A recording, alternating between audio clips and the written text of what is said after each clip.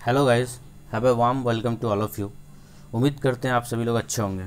तो आज हम लोग टेक्स्ट बुक के सीरीज़ 3 का टॉप 10 क्वेश्चन देखने जा रहे हैं। तो आइए चलिए देखते हैं और एनालिसिस करते हैं। एनालिसिस करने से पहले मैं आपको एपीजे अब्दुल कलाम का एक कोटेशन जो सभी का फेवरेट है और बहुत ही फेमस है वो पढ़ के सुनाना चाहता हूँ। तो एपीजे अब्दुल कलाम कहते हैं, महान सफलता बिना बाधाओं के ही हासिल होती तो हर कोई सफल होता। बड़ी कीमत चुका सकते हो या अंत तक प्रयास कर सकते हो तो ही सफलता एक दिन आपका स्वागत करेगी। यानी कि हार नहीं मानना है और अंत तक लगे रहना है, कोशिश करना है और सफलता लेके ही छोड़ना है। तो आइए हम लोग शुरू करते हैं आज का सेशन। तो पहला हम लोग का जो क्वेश्चन है, पहला क्वेश्चन है केमिस्ट्री का है। तो पहला क्वेश्चन बोल रहा है, उपरोक्त कौन सा मिलान सही है, सही विकल्प की चयन कीजिए। तो पूछ रहा है, यहाँ नाम दिया हुआ है और नाम के साथ इसका रासायनिक सूत्र भी दिया हुआ है। तो हमको मिलान करना कि कौन सा सही है। तो देखिए पहला ऑप्शन है बेकिंग पाउडर। बेकिंग पाउडर का दिया हुआ है NaHCO3। तो हम लोग जानते हैं कि NaHCO3 जो बेकिंग पाउडर का होता है ये सही है, बिल्कुल सही है। विनेगर का C2H4O3 एकदम गलत है। और ब्लीचिंग पाउडर का होता है CaOClCl एकदम सही है। चौक का CaCl2 एकदम गलत है। तो हमारा ऑप्शन 1 और 3 सही जा रहा है।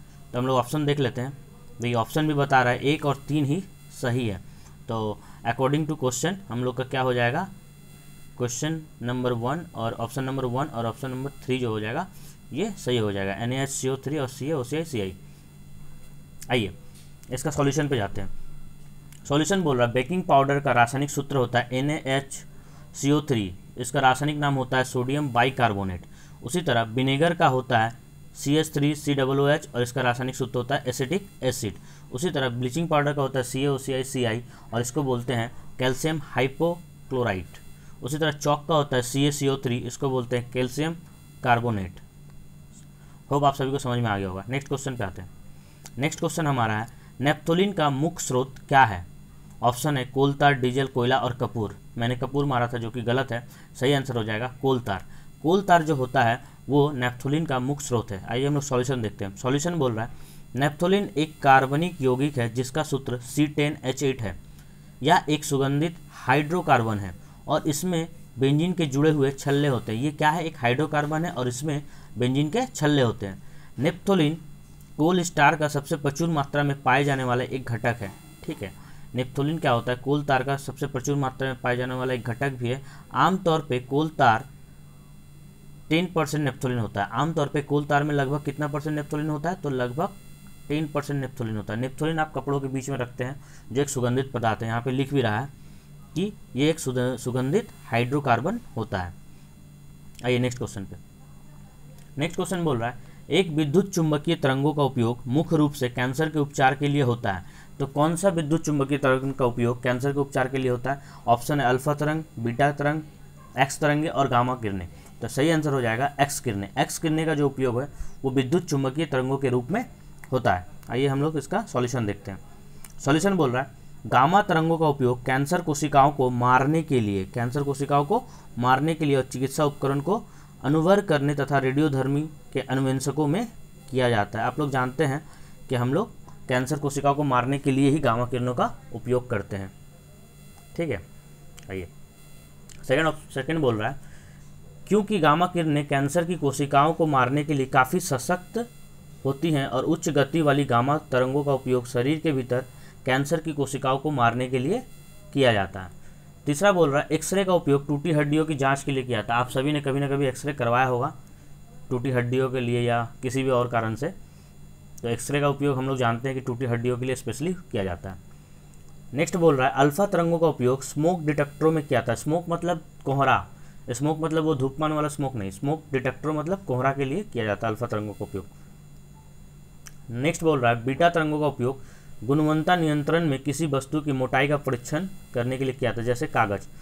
ठीक है, एक पुस्तक की कितनी मोटाई है, कितना कागज है, उसकी गुणवत्ता नियंत्रण करने के लिए हम लोग बीटा तरंगों का उपयोग करते हैं। नेक्स्ट आ जाते हैं। नेक्स्ट जो हमारा क्वेश्चन है वो बोल रहा है भारतीय नागरिकों में मौलिक कर्तव्य को संविधान में कब शामिल किया गया। ऑप्शन है 62, 1976, 1989, 1980। तो राइट आंसर आपका हो जाएगा 1976। 1976 में 42वां संविधान संशोधन के द्वारा मौलिक कर्तव्य को अपनाया गया था। और मौलिक कर्तव्य कहाँ से लिया गया है, अगर ऐसा क्वेश्चन पूछ दे तो आप आंसर मारिएगा रशिया। मौलिक कर्तव्य रशिया से लिया गया है। कहाँ से लिया गया है, रशिया से, ठीक है, रशिया से लिया गया है, ठीक है, याद रखिएगा रशिया, रशिया। चलिए अब हम लोग इसके सॉल्यूशन में आ जाते हैं। भारतीय नागरिकों के मौलिक कर्तव्य को वर्ष 1976 में संविधान में शामिल किया गया था।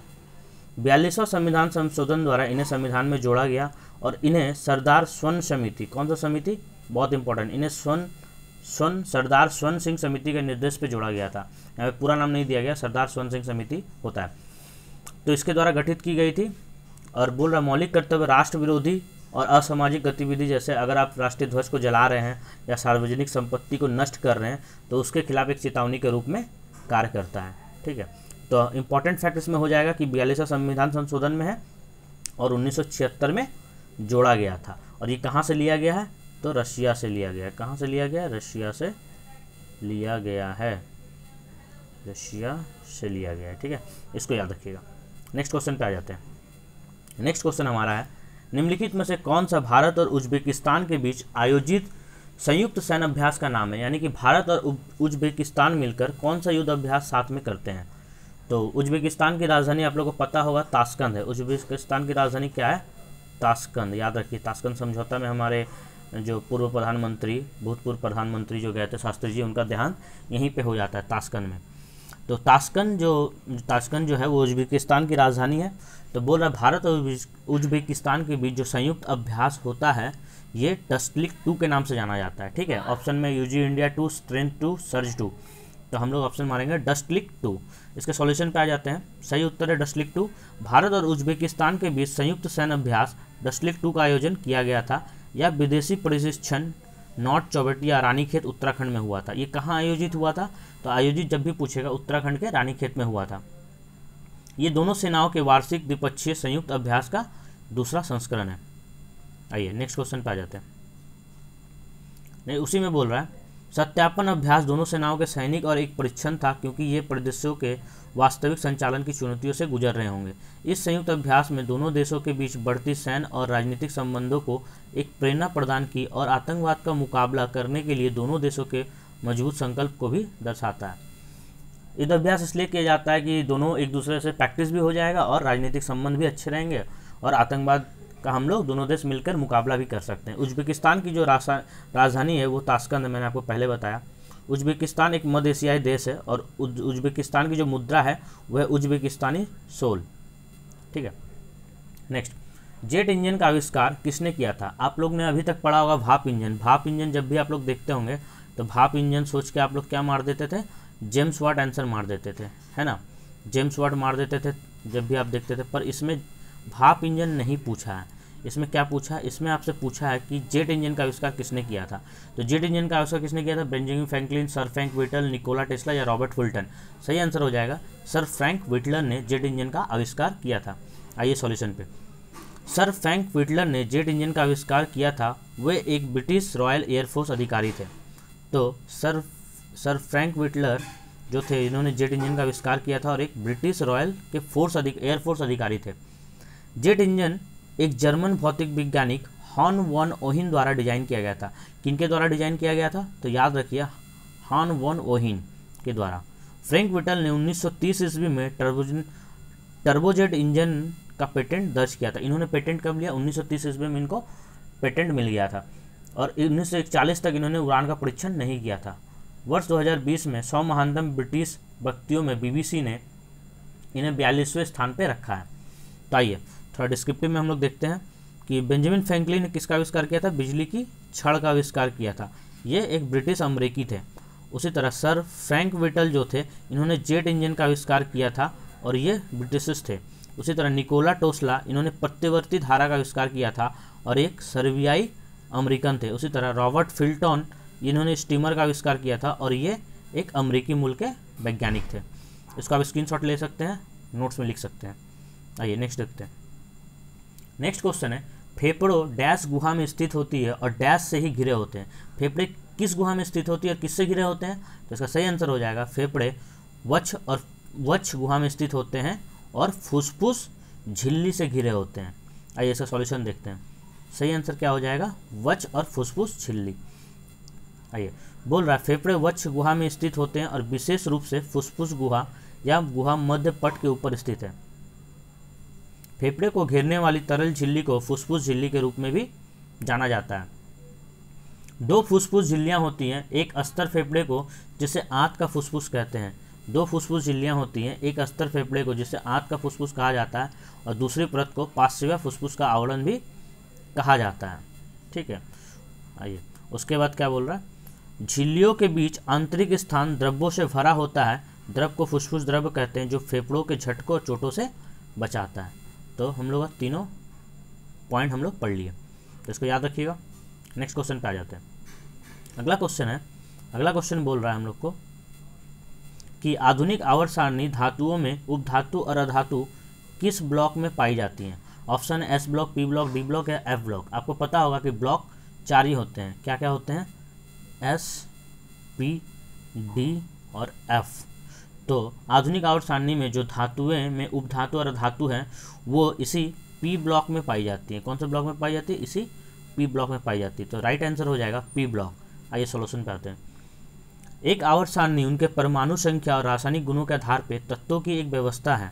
ठीक है, आपको पता होना चाहिए कि आधुनिक आवर्त सारणी मोसले के द्वारा दिया गया था। किसके द्वारा दिया गया था, मोसले के द्वारा दिया गया था। बोल रहा है यह 18 समूह और 7 आवृत्त में विभाजित होता है। 18 समूह और 7 आवृत्त में विभाजित होता है, क्रमशः लंबवत और क्षैतिज रूप से चल रहा है। आवर्त सारणी में प्रत्येक तत्व की पहचान उसके अद्वितीय परमाणु की संख्या से होती है।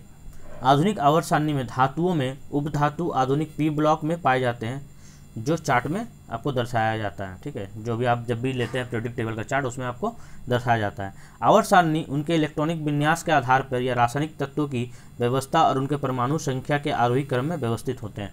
यानी कि एटॉमिक नंबर के अनुसार पीरियोडिक टेबल में तत्वों को, एलिमेंट्स को क्या होता है, सजाया जाता है। ठीक है, और ये किसने दिया था, ये दिया था आधुनिक आवर्त सारणी को मोसले ने। इन्होंने परमाणु क्रमांक के अनुसार तथा इलेक्ट्रॉनिक विन्यास के आधार पर इसको सजाया है।